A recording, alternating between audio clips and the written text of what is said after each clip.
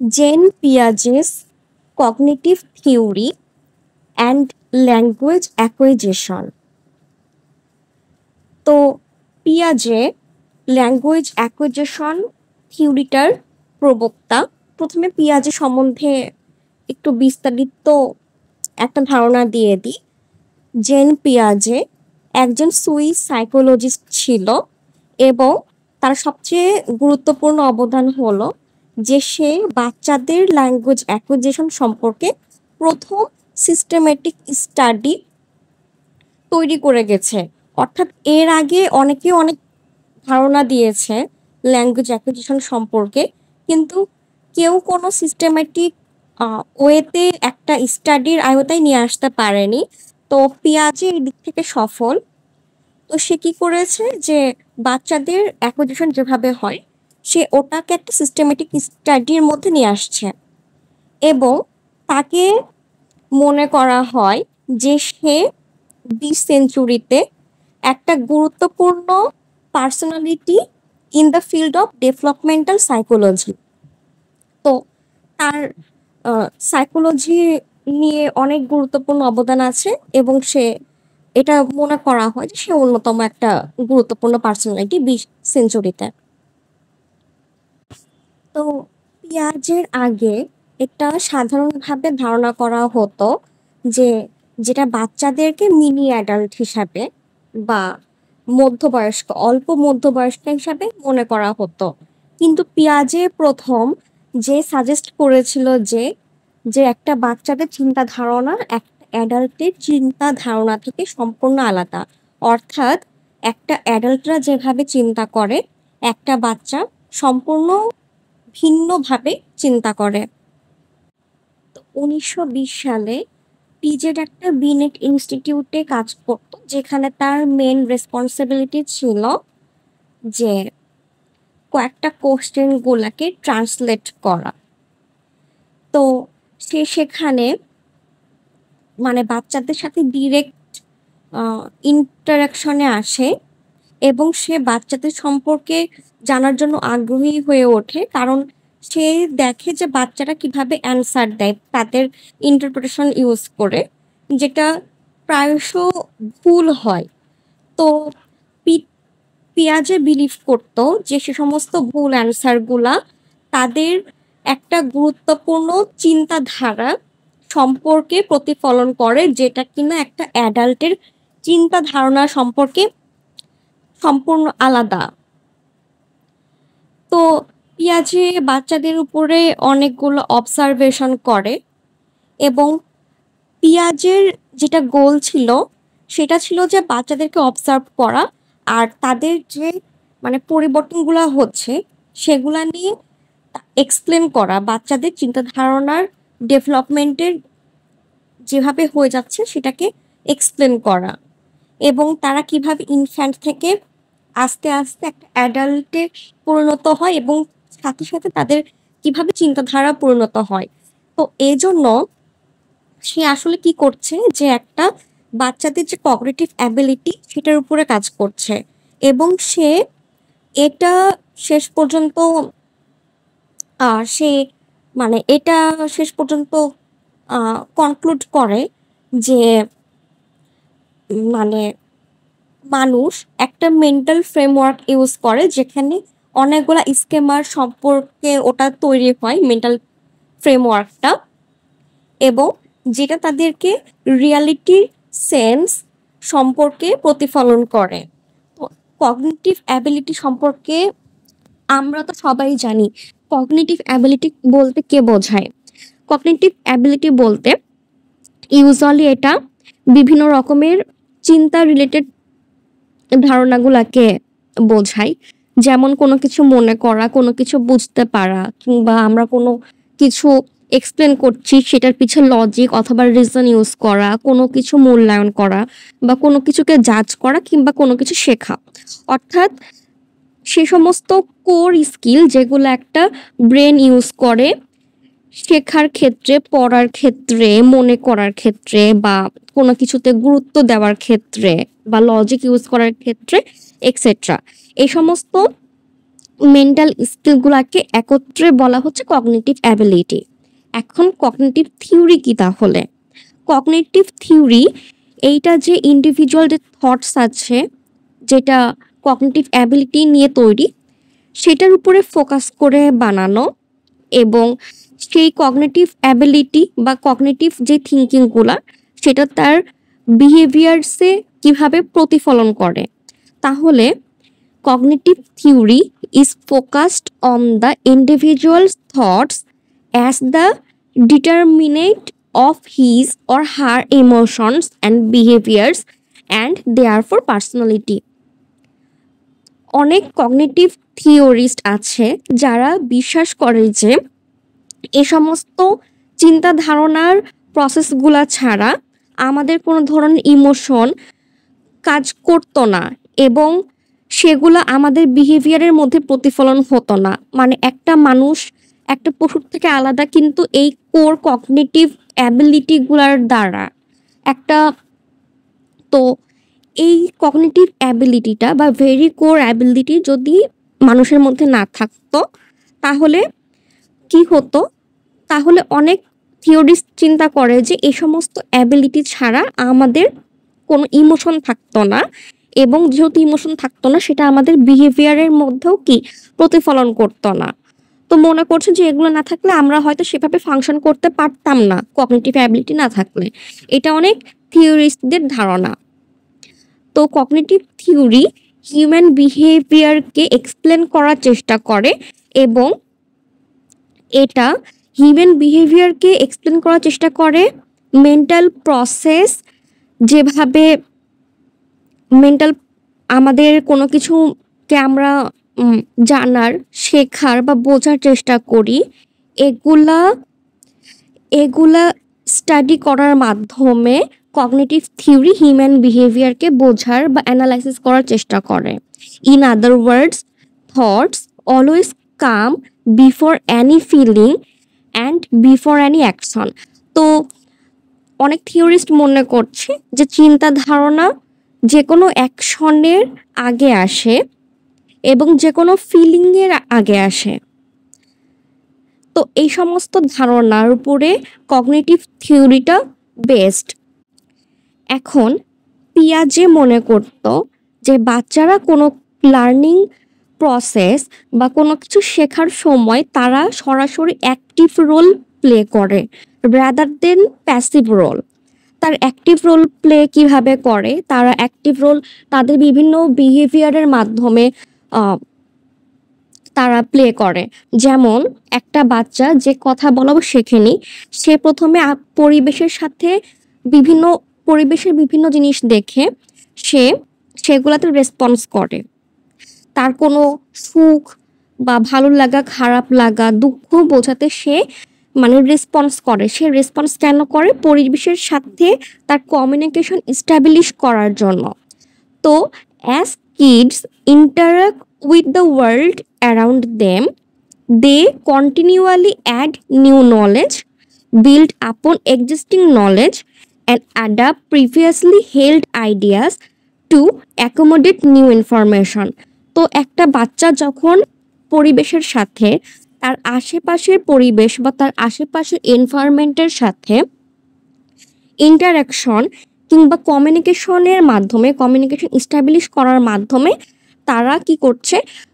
প্রতিনিয়ত নতুন নতুন ইনফরমেশন বা নলেজ সে তার এনভায়রনমেন্ট থেকে কালেক্ট করছে, এবং সে এই যে একটা ইনফরমেশন কালেক্ট করছে এটা তার স্কেমাতে যে যোগ হচ্ছে। তো এভাবে সে অনেকগুলো স্কেমাতে অনেকগুলো আইডিয়াস যোগ করে, এবং সে প্রত্যেকবার ইন্টারাকশনের মাধ্যমে নতুন নতুন আইডিয়াসগুলা তার স্কেমার মধ্যে এসে যোগ করছে। অর্থাৎ সে কি করছে? তার যে এক্সিস্টিং একটা নলেজ আছে কোনো কিছু সম্পর্কে, সেখানে সে আরো অনেকগুলা নতুন নলেজ এসে যোগ করছে, এবং সে কি করছে? যে নতুন ইনফরমেশন আরো সংরক্ষণ করার মাধ্যমে এবং অ্যাড করার মাধ্যমে সে তার আগের আইডিয়ার সাথে অ্যাকোমোডেট করছে। এখন পিয়াজে একটা বাচ্চার যে কগনিটিভ ডেভেলপমেন্ট সেটাকে 4টা ভাগে ভাগ করেছে, মেন 4টা ভাগে ভাগ করেছে। তো পিয়াজের মতে একটা বাচ্চা জন্মের পর থেকে একটা অ্যাডাল্ট পর্যন্ত পৌঁছানোর সময় তার যেভাবে ডেভেলপমেন্ট গুলা হয়ে থাকে সেটা 4টা ভাগে ভাগ করা যায়। একটা হলো sensory motor stage, pre operational stage, concrete operational stage আর ফর্মাল অপারেশনাল স্টেজ। প্রথমে sensory motor stage. Sensory motor stage এটা হলো পিয়াজের কগনিটিভ ডেভেলপমেন্টের প্রথম স্টেজ এবং এটা জন্ম থেকে শুরু হয় এবং 2 বছর পর্যন্ত এটা চলতে থাকে। তো সেন্সরি মোটর স্টেজের সময়কাল হলো জন্ম থেকে 2 বছর সময় পর্যন্ত। এটা প্রথম স্টেজ এবং এই স্টেজে যেটা একটা বাচ্চা ইনফ্যান্ট সে ফিজিক্যাল সেন্সেশনের উপরে ফোকাস করে এবং ফিজিক্যাল সেন্সেশনের উপরে ফোকাস করে তার বডিটাকে সে ওই অনুযায়ী মুভ করতে শেখে। তো আমরা একটা বাচ্চা দেখতে পাবো যে সে কি করে, সে কোনো কিছু তার ইন্দ্রিয়র দ্বারা সে ফার্স্টে ফিল করতে পারে। গরম লাগলে কান্নাকাটি করে, তারপর ঠান্ডা লাগলে কান্নাকাটি করে বা কোনো অসুবিধা হলে কান্নাকাটি করে। তো সে তার জন্ম থেকে সে খুবই সে বেশি নির্ভরশীল তার এই সেন্সরি জিনিসগুলোর উপরে, হ্যাঁ, ফিজিক্যাল সেন্সেশনের উপরে। তো এই সেন্টিমোটর স্টেজের মেজর ক্যারেক্টারিস্টিক্স আর ডেভেলপমেন্টাল চেঞ্জেস কিভাবে হয় সেটা একটু বুঝে নেওয়া যাক। তো একটা বাচ্চাকে অবজার্ভ করলে দেখা যাবে সে ওয়ার্ল্ড সম্পর্কে বা তার আশেপাশে এনভায়রনমেন্ট সম্পর্কে শিখে তাদের সেন্সের মাধ্যমে এবং দেয়ার অ্যাকশনসের মাধ্যমে। সে বিভিন্ন রকমের অ্যাকশনের দ্বারা বা হচ্ছে যে তার মুভমেন্টের দ্বারা সে কোনো বস্তু সম্পর্কে একটা ধারণা পেয়ে যায়।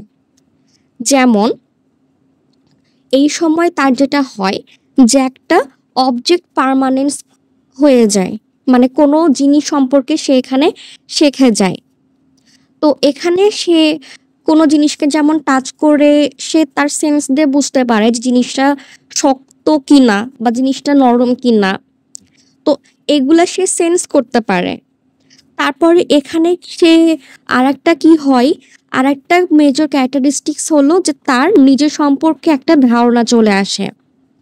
সে বুঝতে পারে যে বাইরের মানুষ একটা আলাদা পার্সন এবং সে সম্পূর্ণ একটা আলাদা পার্সন এবং তার নিজের কিছু ইমোশন বা নিজের কিছু নিডস আছে। তো সে এখানে নিজ সম্পর্কে বুঝতে শিখে এবং কোনো অবজেক্টটা কেমন সে সম্পর্কে একটা ধারণা সে পেয়ে যায় এবং সেটা হলো যে পার্মানেন্ট হয়। সে মানে এখন যে অবজেক্টগুলো সম্পর্কে শেখে সে কিন্তু কখনো পরে যে এই অবজেক্টগুলা ভোলে না। তার সামনে কোনো জিনিস নিয়ে আসলে সে চিনতে পারে ওই অবজেক্টগুলা। তো এটা হচ্ছে যে অবজেক্ট পার্মানেন্স। তারপরে তারা হলো যে সে তার আশেপাশের এনভায়রনমেন্টকে মেন্টাল হেলথ বা মেন্টালিটির মাধ্যমে প্রকাশ করতে চায়। তো একটা বাচ্চা এই সময়ের মধ্যে একটা অবজেক্ট পার্মানেন্ট শুরু হয় এবং তার যখন 8 মাস সম্পন্ন হয়ে যায়, মানে 8 মাস বয়স সম্পন্ন যখন তার হয়ে যায়, তখন সে কি একটা তার অবজেক্ট সম্পর্কে পুরোপুরি ধারণা চলে আসে, অ্যাটলিস্ট অবজেক্টটার ফিজিক্যাল অ্যাপিয়ারেন্স সম্পর্কে, যে অবজেক্টটা অ্যাকচুয়ালি কেমন, ফিল করতে কেমন বা তার সে মনে রাখে। এবং এই সময়ের মধ্যে তার সামনে থেকে তার কোনো অবজেক্ট, ফেভারিট অবজেক্ট যেমন ধরো হোক টয়, এখন তার সামনে থেকে টয় সরাই নেওয়া হলো, যে সবটা সম্পর্কে তার একটা ধারণা আছে, বেসিক ধারণা আছে। তখন সে কি করে যে সেই জিনিসটাকে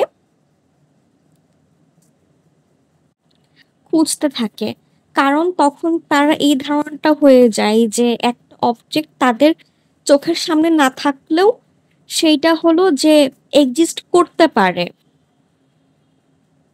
কিন্তু এই অবজেক্ট পার্মানেন্সটা একদমই সেন্টিমোটর স্টেজ শুরুর সাথে সাথে হয় না, বরং এটা আস্তে আস্তে হয়ে থাকে। তো প্রথমের দিকে শুরুতেই তার একটা জিনিস নিয়ে অবজেক্ট পার্মানেন্স হয়ে যায় না, কিন্তু 2 বছর শেষ সময় হতে হতে একটা তার অবজেক্ট পার্মানেন্ট এই সময়ের মধ্যে একটা ক্লিয়ার ধারণা হয়ে যায়। তো এই সেন্টিমোটর স্টেজে সব থেকে গুরুত্বপূর্ণ যেই অ্যাচিভমেন্টটা বা যে গুরুত্বপূর্ণ দিক, সেটা হলো যে কোনো কিছু নিয়ে অবজেক্ট পার্মানেন্স। সে জানে যে তার চোখের সামনে কোনো অবজেক্ট না থাকলেও সেটা এক্সিস্ট করে, এবং এটা তাদের একটা যে মেন্টাল রিপ্রেজেন্টেশন বা স্কেমা তাদের মাথার মধ্যে আছে, সেটাকে অ্যাকচুয়ালি রিপ্রেজেন্ট করে। হ্যাঁ, মানে একটা অবজেক্ট সম্বন্ধে তার ধারণা হয়ে গেছে 2 বছর এর মধ্যে, 2 বছর কমপ্লিট হতে হতে। তো এখন সে তার একটা গুরুত্বপূর্ণ বা সে তার একটা পছন্দের জিনিস খুঁজে পাচ্ছে না, যেমন একটা খেলনা খুঁজে পাচ্ছে না। তো সে একটা খেলনা খুঁজছে। তো সে যখন খেলনাটা খুঁজছে, এবং সে খেলনাটা কেন খুঁজছে, কারণ সে জানে যে এই জিনিসটাকে আমি দেখতে পাচ্ছি না, কিন্তু এই জিনিসটা কোথাও আছে, আমি খুঁজলে হয়তো পাবো। তো এই যে সে মনে করছে যে আমার চোখের সামনে না থাকলেও জিনিসটা এক্সিস্ট করছে, এটাই তার একটা কি মেন্টাল ডেভেলপমেন্টের একটা দিক, এবং তার মেন্টাল যে ডেভেলপ হচ্ছে তার একটা প্রমাণ। এবং সেই অলরেডি সে কি একটা অবজেক্টের স্কেমা তার মধ্যে চলে এসেছে। তো এই সেন্টিমোটর স্টেজে সব থেকে গুরুত্বপূর্ণ দিক হচ্ছে এটাই, যে এক অবজেক্ট পার্মানেন্স। এরপরে আসে প্রি অপারেশনাল স্টেজ, যেটা কিনা কগনিটিভ ডেভেলপমেন্টের সেকেন্ড স্টেজ, এবং এই প্রি অপারেশনাল স্টেজটা শুরু হয় 2 বছর থেকে 7 বছর পর্যন্ত। তো এই স্টেজে কি হয়, এই স্টেজের শুরুর দিকে বাচ্চারা কোনো লজিক্যাল রিজনিং ইউজ করতে পারে না, তাদের লজিক তখনও মানে পরিপক্ক হয় না, কিন্তু তারা এই সময়ের মধ্যে অনেক গুরুত্বপূর্ণ কিছু জিনিস শিখে যায়। তো এই সেকেন্ড স্টেজে কয়েকটা গুরুত্বপূর্ণ ক্যারেক্টারিস্টিক্স জেনে নেওয়া যাক। এখন তাদের বয়স 2 থেকে 7 পর্যন্ত, এই সময়ের মধ্যে তারা ভাষা শিখে গেছে বলতে তারা ভাষার যে বেসিক জিনিসগুলা সেটা তারা বলতে পারে। অলদো তাদের অনেকের ভাষা কি একেবারে অ্যাডাল্টের মতো পারফেক্ট হয় না, হয়তো তাদের সেন্টেন্স স্ট্রাকচার এইদিক ওইদিক হতে পারে, যেমন আমি ভাত খাবো কে অনেকে আমি খাবো ভাত এভাবে বলে, এবং আস্তে আস্তে শিখতে থাকে। এই সময়ের মধ্যে তাদের একটা ভাষা সম্পর্কে একটা ধারণা চলে আসে, এবং একটা জিনিস তাদের এর আগের স্টেজে যেটা হয়েছিল অবজেক্ট পার্মানেন্স হয়েছিল, এই স্টেজে এসে ওই অবজেক্টটা সম্পর্কে তাদের মাথার মধ্যে একটা মেন্টাল ইমেজ ক্রিয়েট হয়ে যায়। অর্থাৎ সে অবজেক্টকে সে অবজেক্ট পার্মানেন্স হচ্ছে তার আগের স্টেজে, অর্থাৎ তার প্রথম স্টেজে, যেটা সেন্সরি মোটর স্টেজ। হ্যাঁ, মানে যেটা নাম দিয়ে বোঝানো যাচ্ছে যে সেন্সের মাধ্যমে সে বুঝেছে অবজেক্টটা সম্পর্কে, এবং দেয়ারফর অবজেক্ট পার্মানেন্স হয়েছে। এবং এই স্টেজে এসে সেই অবজেক্টটার একটা মেন্টাল ইমেজ তার মাথার মধ্যে ক্রিয়েট সে করতে পারে, এবং তার মাথার মধ্যে কি ওই অবজেক্টটার একটা ইমেজ বসে যায়। এই স্টেজে আরেকটা গুরুত্বপূর্ণ বৈশিষ্ট্য হলো যে একটা বাচ্চার চিন্তা ভাবনা সেটা সীমাবদ্ধ থাকে ওয়ার্ল্ডের বাহ্যিক অ্যাপারেন্সের উপরে। অর্থাৎ সে যে জিনিসটাকে যেভাবে দেখছে সেটার উপরেই সে তার চিন্তা ভাবনা থাকে, বাট সে চিন্তা করতে পারে না যে যেটা যেভাবে অ্যাপারেন্টলি দেখছে এটা এটা ছাড়া অন্য কিছু হতে পারে, সেটা বুঝতে পারে না। এবং এই স্টেজে এসে বাচ্চাদের কোয়ান্টিটি সম্পর্কে সেরকম ধারণা হয় না। অর্থাৎ একটা বাচ্চার সামনে যদি 2টা এরকম পাত্র রাখা হয়, যে একটা পাত্র মোটা অথচ হাইটে কম, এবং আরেকটা পাত্র হলো যে চিকন অথচ হাইটে বেশি, এবং 2টা জিনিসের মধ্যে যদি একই পরিমাণে পানি রাখা হয়, বাট স্টিল এই বয়সের যে কোনো বাচ্চাকে যদি চুজ করতে দেওয়া হয় যে তুমি কোন জিনিসটা নিবা, তারা মনে করবে যে যেই চিকন জিনিসটা, তারা ওই যে জিনিসটাকে সেটা চুজ করবে, কারণ তারা মনে করবে যে এখানে পানির লেভেলটা বেশি উঁচু দেখতে পাচ্ছি, দেয়ারফর এখানে বেশি পানি আছে, মানে এটা আমি চুজ করলে বেশি জিনিস পাবো, বেশি পানি পাবো। তারা এটা মনে করবে, বাট তারা এটা মনে করবে না যে যেটা দেখে মনে হচ্ছে যে অ্যাপারেন্টলি বেশি, সেটার আয়তনটা কম। অর্থাৎ এই গ্লাসে এবং আরেকটা যে পাত্র আছে ছোট এবং মোটা, একই পরিমাণে পাত্র, একই পরিমাণে পানি আছে, হ্যাঁ পানির আয়তনটা সেম, বাট এটা তারা বুঝতে পারবে না। তো এই জন্য এই স্টেজে একটা বাচ্চার a child's thinking is dominated by how the world looks, not how the world is. It is not it capable of logical or problem solving type of thought. তো এখন তারা এই সমস্ত জিনিসগুলা মানে বাহ্যিক ভাবে দেখেই তারা যেটা বুঝতে পারে সে পর্যন্ত তাদের চিন্তাধারাটা সীমাবদ্ধ থাকে, কিন্তু তারা এখনো লজিক ইউজ করতে পারে না। এবং এই সময় এসে কোনো বাচ্চা একটা জিনিস থেকে আরেকটা জিনিস বা একটা জিনিসের ক্লাস থেকে আরেকটা জিনিসের ক্লাস টাইপ আলাদা করতে পারে, কিন্তু ওগুলারও যে কোনো সাব টাইপ বা সাব ভাগ থাকতে পারে, এটা তারা বুঝতে পারে না। তো বাচ্চারা ক্লাসিফিকেশন অ্যাকচুয়ালি বুঝতে পারে না যে সাবসেটেরও কোনো সাবসেট থাকতে পারে। তো একটা সাবসেট একটা জিনিসের মানে একটা যেটা অলরেডি একটা ক্লাসিফাইড জিনিস, ওটারও যে সাবসেট থাকবে এটা বুঝতে তাদের একটু ডিফিকাল্টি পেতে হয়।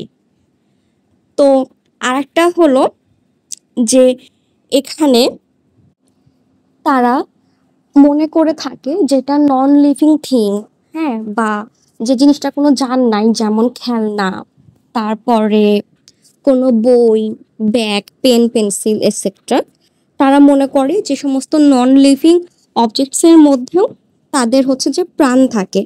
দেখা যাচ্ছে যে আহ, এই বয়সের বাচ্চা খেলতে খেলতে কোথাও পড়ে গেছে, এখন ওদেরকে থামানোর জন্য বা ওদেরকে খুশি করার জন্য কোন একটা এল্ডার একটা পার্সন এসে বলছে আমি এই জিনিসটাকে মেরে দিলাম, আমি এই জিনিসটাকে বকা দিয়ে দিলাম, তখন তারা খুশি হয় যে এই জিনিসটাতে পড়ে গেছি, আমি এখানে বেঁধে পড়ে গেছি বা এই জিনিসটার জন্য আমার লেগেছে, এই জিনিসটা নিয়ে এখন বকছে। তো তারা মনে করে থাকে এই সময়ের মধ্যে যে তাদের হয়তো একটা লিভিং এন্টাইটিটি আছে এই সমস্ত জিনিসগুলোর মধ্যে। কিন্তু এই স্টেজে সব থেকে গুরুত্বপূর্ণ জিনিস হচ্ছে যে এই স্টেজে এসে তাদের যে অবজারভেশনটা এবং তাদের যে কনসারভেশন, এই জিনিসগুলো তাদের ডেভেলপ হয় এবং তারা সিম্বলিক চিন্তা ভাবনা করতে পারে, তারা গ্রামার আর সিনট্যাক্সের প্রপার ইউজ করতে পারে তাদের যে কোনো ফিলিং বা যে কোনো কনসেপ্ট বা যে কোনো থটস বোঝানোর জন্য, এবং তার ইমাজিনেশন আর ইনটিউশন অনেক স্ট্রং থাকে। কিন্তু তারা কমপ্লেক্স অ্যাবস্ট্রাক্ট থট এর মধ্যে মানে বুঝতে পারে না।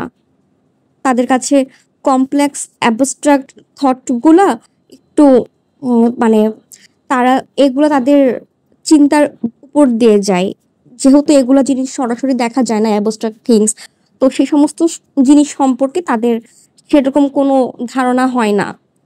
আবার তারা অন্যের পার্সপেক্টিভ বুঝতে পারে না, অন্যের পার্সপেক্টিভ বুঝতে তাদের সমস্যা হয়, যেহেতু তারা অ্যাবস্ট্রাক্ট চিন্তা ভাবনা করে না এবং তারা ইগোসেন্ট্রিক হয়ে থাকে। মানে এই সময়ে 2 থেকে 7 বছর সময়ের মধ্যে যেহেতু তারা শুধুমাত্র যেটা সামনে থেকে দেখে সেটাই বুঝে, এখানে তারা কোনো এর বাইরে সামনে থেকে দেখার বাইরে অন্য একটা কিছু এক্সিস্ট করতে পারে সেটা সম্বন্ধে যেহেতু তারা যেহেতু জানে না, তো তাদের মধ্যে এজন্য ইগোসেন্ট্রিক ধারণা হতে পারে, হয়ে থাকে। অন্যের পার্সপেক্টিভ যেহেতু তারা বুঝতে পারে না, তারা মনে করে যে সবকিছু যদি আমার পছন্দ মতো হতো তাহলে দুনিয়াটা কত ইজিয়ার হতো বা কত বিউটিফুল হতো বা কত ভালো হতো। এই জন্য তাদের ইগোসেন্ট্রিক বা এই সময়ের বাচ্চাগুলাকে কোনো কিছু লজিক দিয়ে বোঝানো সম্ভব না। যেমন একটা বাচ্চা, আমার একটা সিনিয়র স্যার আছে, সেই স্যারটা অনেক টিচারকে ট্রেনিং দিয়ে থাকে টিচারের জন্য, টিচার ট্রেনিং। তো এখন স্যারের একটা বাচ্চা স্কুলে যায়, এরকম একটা প্রি অপারেশনাল স্টেজের মধ্যে তার বাচ্চাটা পড়ে। এখন স্যার ওই বাচ্চাটাই সে বলছে যে আমার স্যার আজকে আমাকে এটা শিখিয়েছে।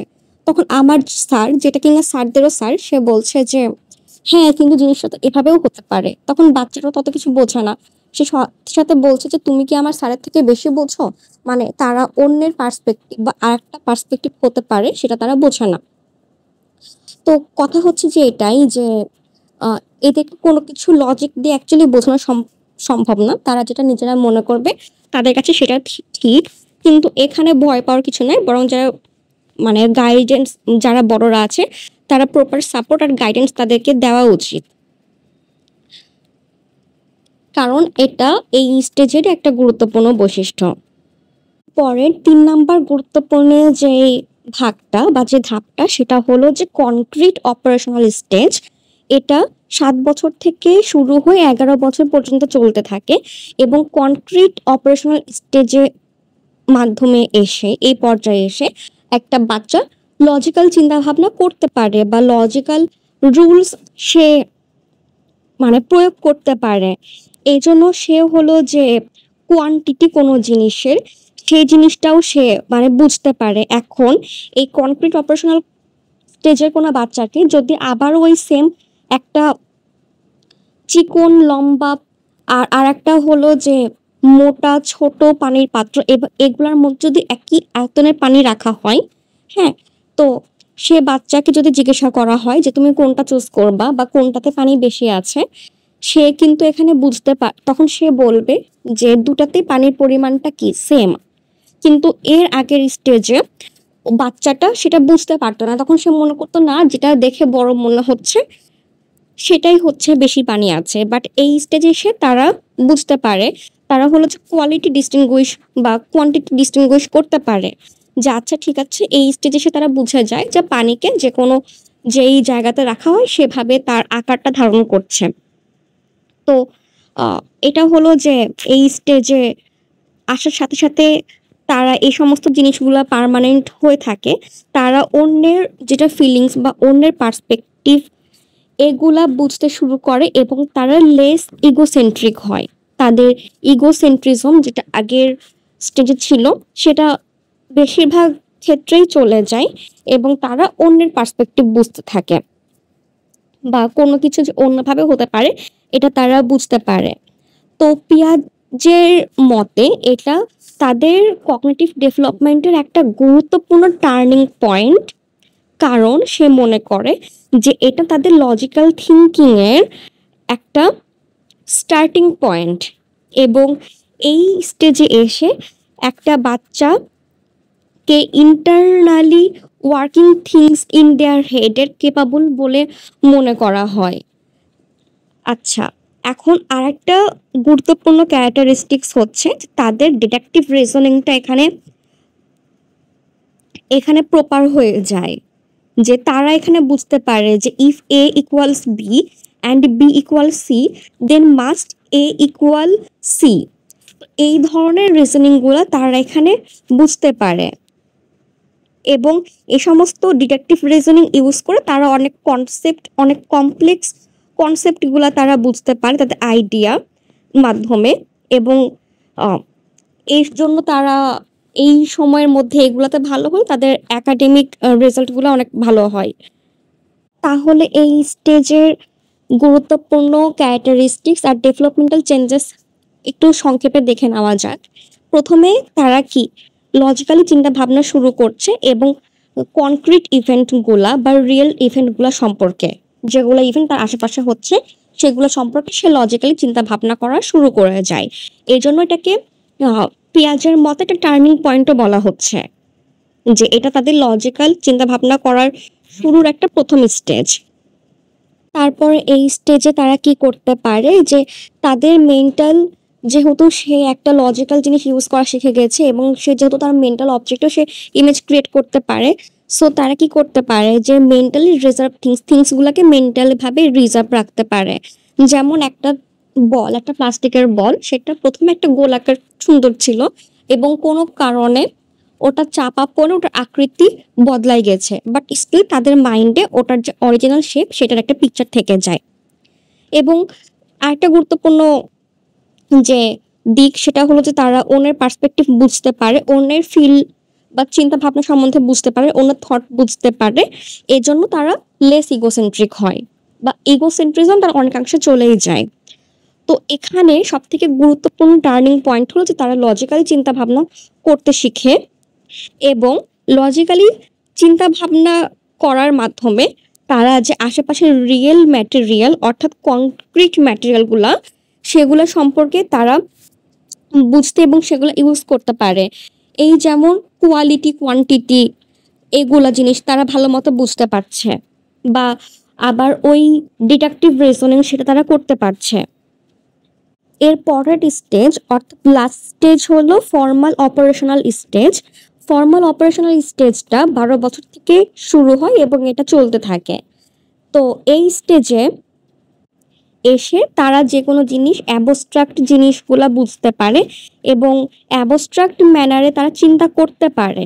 এর আগের স্টেজে এসেও তারা কিন্তু বাচ্চারা অ্যাবস্ট্রাক্ট জিনিস সম্বন্ধে বুঝতে পারতো না। হ্যাঁ, অর্থাৎ এর আগের স্টেজ কনক্রিট অপারেশনাল স্টেজ তারা লজিক্যালি চিন্তা ভাবনা করতে পারলেও অ্যাবস্ট্রাক্ট জিনিসগুলা যেমন সততা, বিশ্বাস, দেশপ্রেম এগুলা সম্পর্কে তাদের তেমন কোনো একটা পরিপক্ক ধারণা বা এই সমস্ত ধারণা তারা সেভাবে বুঝতে পারে না।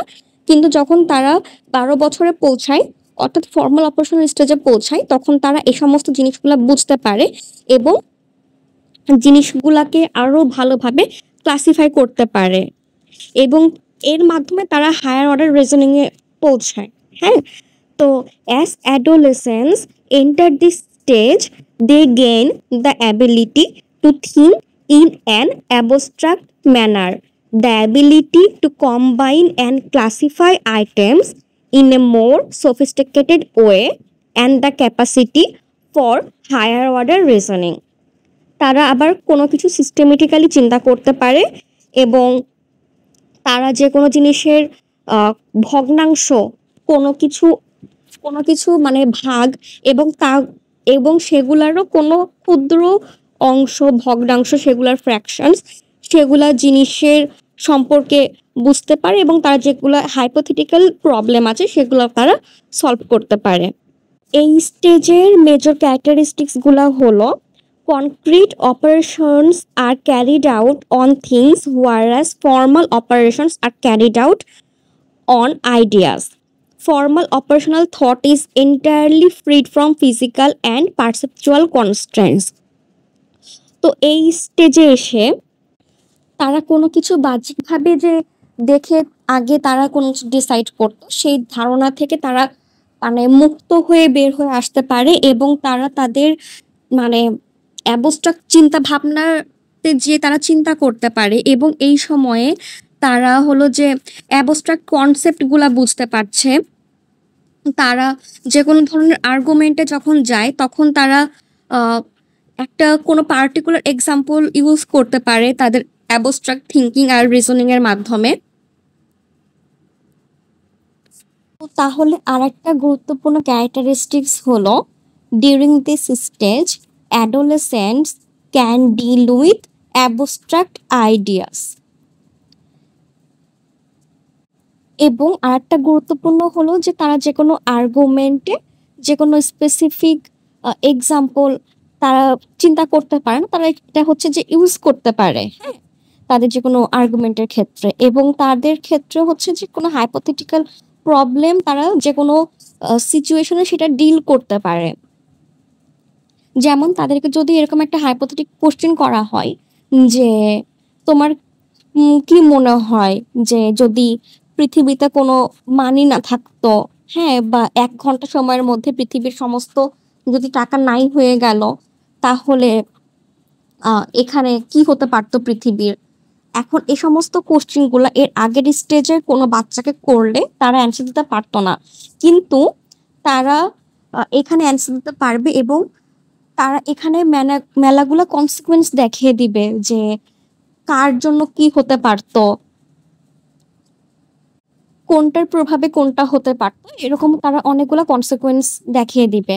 তো 4টা স্টেজ সম্পর্কে একটু সংক্ষেপে দেখে নেওয়া যাক।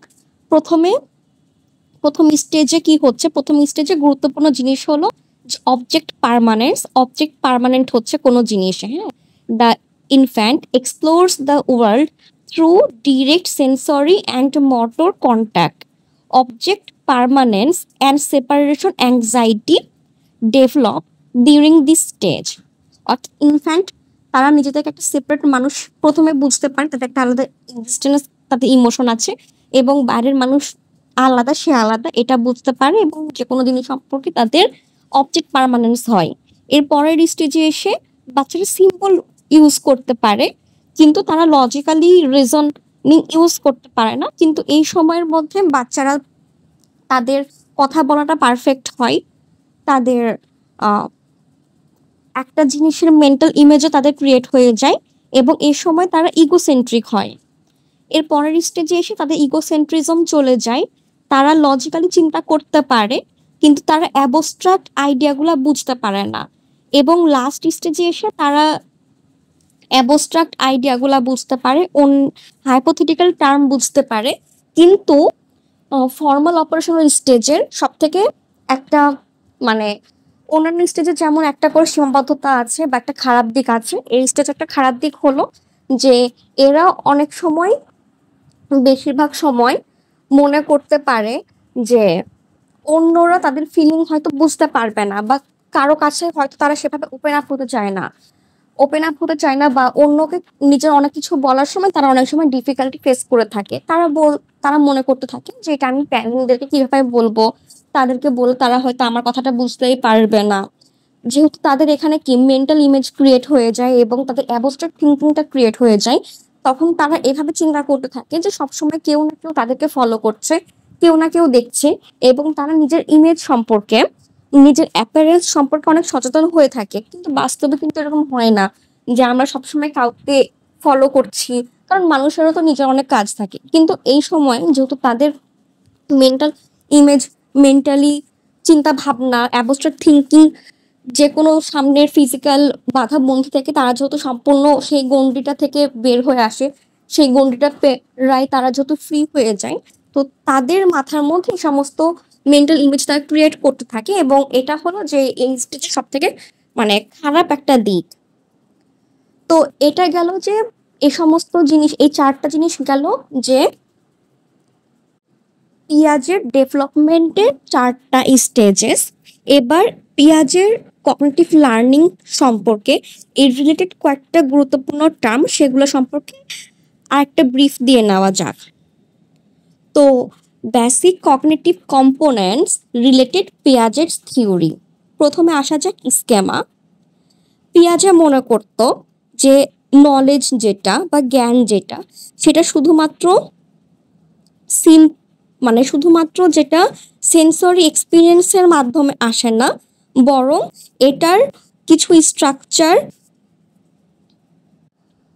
দরকারি হয়, সেটা ওয়ার্ল্ড বা পৃথিবী সম্পর্কে কোনো দিতে, সেন্স দিতে বা ধারণা দিতে, এবং এভাবে একটা জিনিস সম্পর্কে, রিয়েল ওয়ার্ল্ড সম্পর্কে একটা ধারণা তাদের স্কেমা অর্থাৎ মাথার মধ্যে তৈরি হয়ে যায়।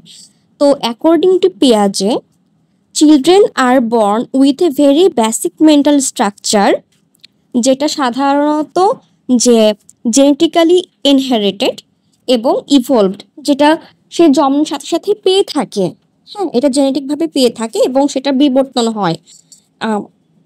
On which all subsequent learning and knowledge are based. তো এটার ভিত্তিতে সে তার সমসাময়িক ধারণাগুলা এবং তার পরিপার্শ্বিক ধারণাগুলা গড়ে ওঠে। এবং এটা কি বিল্ডিং ব্লকসের মতো। হ্যাঁ, একটা বিল্ডিং যেমন তৈরি করা হয় একটা ইটের পর আরেকটা ইট রেখে, আরেকটা ইটের পর আরেকটা ইট রেখে, স্কেমাগুলা এভাবে আস্তে আস্তে বিকশিত হতে থাকে পরিবেশের মাধ্যমে, পরিবেশের সাথে কমিউনিকেশন করার সাথে, ইন্টারাকশন করার সাথে। এবং এভাবে স্কেমা অর্থাৎ কোনো কিছু সম্বন্ধে জ্ঞান বা ধারণা বাড়তে থাকে। তো এটাকে এই জন্য বিল্ডিং ব্লক বলা হচ্ছে, কারণ একটার সাথে আরেকটার সাথে আরেকটা এভাবে তৈরি হতে থাকছে। যেমন এক্সাম্পল হিসাবে একটা স্ক্রিপ্ট, একটা রেস্টুরেন্টে গেলে প্রথমে আমরা একটা মেনু কার্ড দেখতে পাই, ওই মেনু কার্ডে অনেকগুলো ডিশ থাকে। তো সেই পুরো হোল স্ক্রিপ্টটা কি অ্যাকচুয়ালি অনেকগুলো আইটেমের সমষ্টি। এটাই হচ্ছে যে স্কেমা, মানে অনেকগুলো স্কেমার সমষ্টি সম্পূর্ণ মেনু কার্ডটা। তো এখন পিয়াজের থিওরি সাথে রিলেটেড তিনটা জিনিস হলো অ্যাসিমিলিয়েশন, অ্যাকোমোডেশন। তো প্রথমে আসা যাক অ্যাসিমিলিয়েশন সম্পর্কে। অ্যাসিমিলেশন হলো যে The process of taking in new information into our previously existing schemas is known as assimilation. অর্থাৎ কোনো কিছু আমরা যখন আমাদের স্কেমাতে যোগ করছি, কোনো কিছু নতুনভাবে পরিচিত হয়ে, তখন সেটাকে বলা হচ্ছে অ্যাসিমিলিয়েশন। অর্থাৎ কোনো কিছু আমরা শিখছি এবং সেটাকে আমাদের যে এক্সিস্টিং স্কেমা আছে কোনো কিছু সম্পর্কে ওখানে আমরা অ্যাড করছি। The process is somewhat subjective because we tend to modify our experience or information somewhat to fit in with our pre-existing beliefs. আচ্ছা, তো এই জিনিসটা হলো যে সাবজেক্টিভ বলছে, কিছুটা সাবজেক্টিভ, কারণ আমরা আমাদের যেটা এক্সপিরিয়েন্স সেটা আমরা অকারেন্সের সাথে কি মডিফাই করি। যেমন একটা বাচ্চাকে একটা কুকুরের দেখানো হলো, একটা কুকুর ছানা বা এরকম একটা দেখানো হলো, তো এবং বলা হলো যে এটা একটা ডগি। এখন ওই বাচ্চাটা ডগি কি এবং ডগির যেটা ইমেজ সেটা দেখলো এবং ডগি তার স্কেমাতে অ্যাড হলো।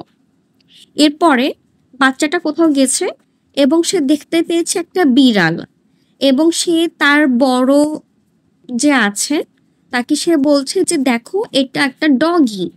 তখন সে যে বড়টা আছে তখন সে বলছে যে না, এটা ডগি না, এটা একটা আসলে বিড়াল। তো সে কি করেছে বাচ্চাটা, এইখানে একটা ডগি সে একটা ওয়ার্ড শিখেছে এবং পরে যে সেই ডগি ওয়ার্ডটা সে কোনো কিছুর মাধ্যমে এক্সপ্রেস করছে। অর্থাৎ সে ডগি যখন শিখেছে বা চিনেছে ডগি সম্পর্কে, সেটা একটা স্কেমা তার মাথাতে সে তৈরি করে রেখেছে। অর্থাৎ সে একটা নতুন স্কেমা যোগ করেছে তার এক্সিস্টিং স্কেমার সাথে। তো এটাকে বলা হচ্ছে কি অ্যাসিমিলেশন। এরপরে আসছে অ্যাকোমোডেশন।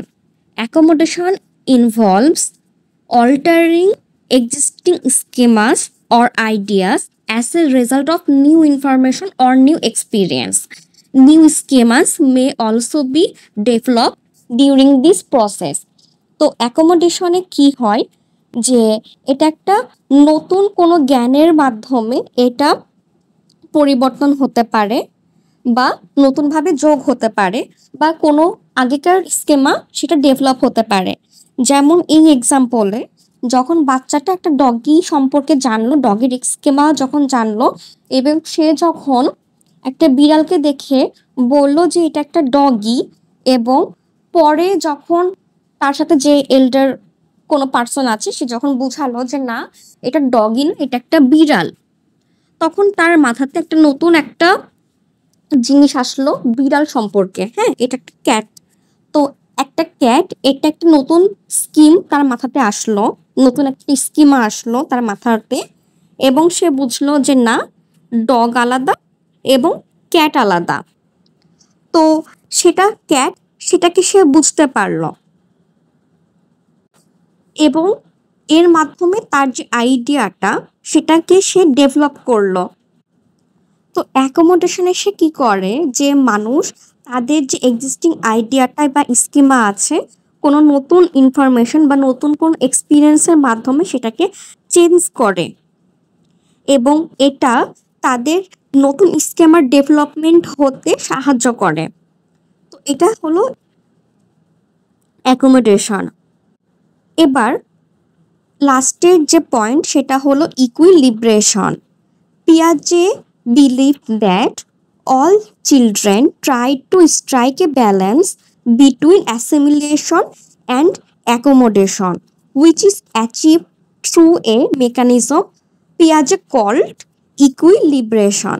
তাহলে ইকুইলিব্রেশনটা কি? এটার ফাংশন বা এটার কাজ হলো যে অ্যাকোমোডেশন আর অ্যাসিমিলেশনের মধ্যে ব্যালেন্স করা। According to Piaget, each child tries to create a balance between accommodation and assimilation, which is only possible by implementing a new mechanism called equilibration. এটা কেন প্রয়োজন? একটা বাচ্চা যখন বড় হচ্ছে তখন সে অনেক কিছু সম্পর্কে জানছে, শিখছে অর্থাৎ অ্যাসিমিলেট করছে এবং সে তার অ্যাটিটিউড সেটা আবার অল্টার করছে অন্য একটা নিউ নলেজ বা নিউ এক্সপিরিয়েন্স অর্থাৎ অ্যাকোমোডেশনের মাধ্যমে। এখন ইকুইলিব্রেশনটা জরুরি এই দুইটার মধ্যে একটা ব্যালেন্স নিয়ে আসার বা সামঞ্জস্যতা রক্ষা করার জন্য, এবং equilibration assists and demonstrates how child must move from one stage of thinking into the next stage. তো এটা গেল যে পিয়াজের কগনিটিভ ডেভেলপমেন্ট থিওরি রিলেটেড গুরুত্বপূর্ণ ধারণা বা কগনিটিভ কম্পোনেন্ট এবং চারটা গুরুত্বপূর্ণ স্টেজ, অর্থাৎ কগনিটিভ ডেভেলপমেন্টের চারটা স্টেজ।